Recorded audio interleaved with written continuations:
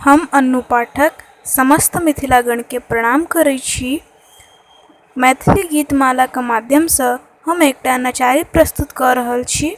उम्मीद करै छी अहाँ सब पसंद करब। नीक लागत तऽ गीत के लाइक शेयर और कमेंट जरूर करब तथा चैनल के सब्सक्राइब जरूर करबै। धन्यवाद। जय मिथिला, जय मैथिली। छी श्मशान में बैसल, छी श्मशान में बैसल, चिंता नहीं अछि परिवार के। हे ओ भोले दानी राखू अपन जंजाल के। हे ओ भोले दानी राखू अपन जंजाल के।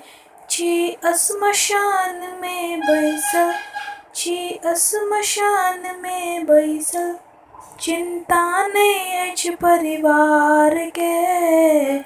हे ओ भोले दानी राखू अपन जंजाल के।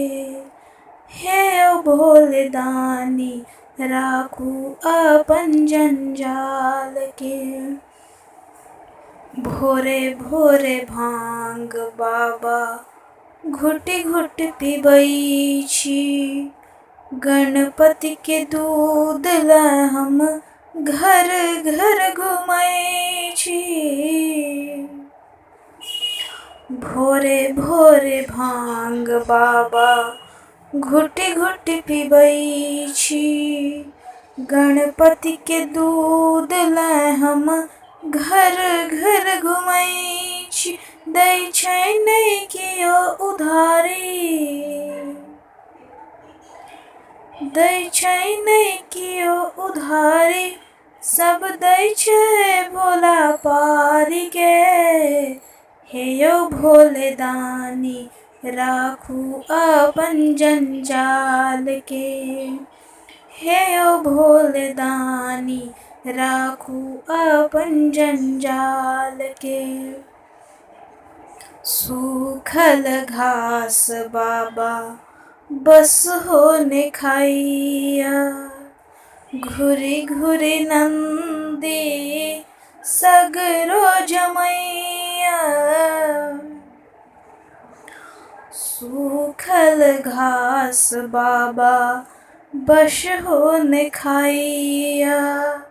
घुरी घुरी नंदी सगरो झमैया।